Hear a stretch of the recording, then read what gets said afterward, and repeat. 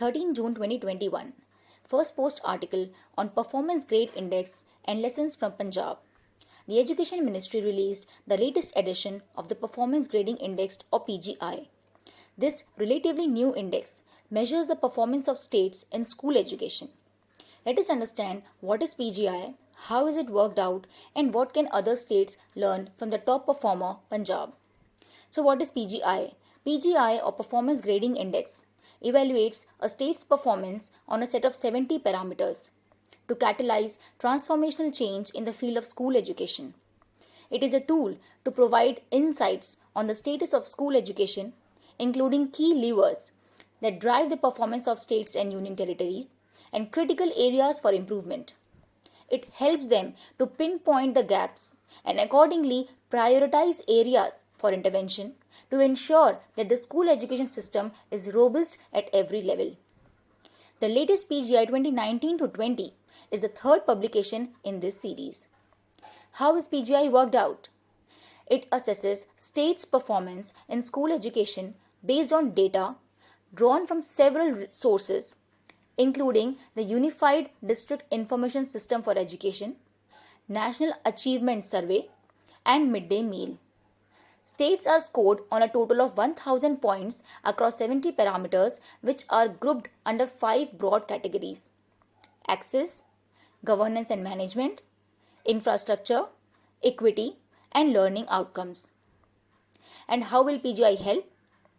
One of the main purposes of the PGI is to make the states and UTs aware of the areas where there is scope for improvement and strive to reach the maximum possible score and be in the highest grade or level. At the same time, it will also act as a good source of information for best practices followed by states and UTs, which can be shared. The PGI provides grading as opposed to ranking. Grading allows several states and UTs to be considered at the same level and eliminates the phenomenon of one improving only at the cost of others, thereby avoiding the stigma of underperformance on the latter. How have the states performed this time? In PGI 2019-20, no state or union territory could achieve the highest grade, which is level 1. After leading the country for 2 years in a row, Chandigarh has slipped to second place this year and has been replaced by Punjab at the top. So Punjab, Chandigarh, Tamil Nadu, Andaman and Nicobar Islands and Kerala are among the top 5, ranked as the highest grade, which is still level 2. This is the first time that any state has reached level 2 in the 3 years of PGI history. And what are the lessons that we can learn from Punjab?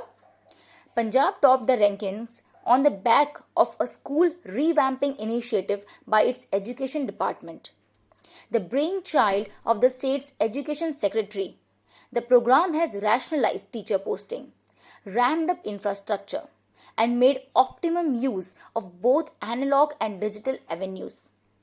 Introduction of pre-primary classes, teacher recruitment, online education and distribution of free smartphones have also been cited as major contributors to this achievement. A 15% increase in government school enrollment this year, even amidst the pandemic, testifies to this initiative's success. The project has converted 67% of the government-run schools into smart schools. But it is not totally technology-centered. School spaces such as doors, windows, classroom floors even serve as learning resources. This is the sort of creativity which is envisioned in the new Education Policy 2020. That's why Punjab's reforms hold lessons for other states.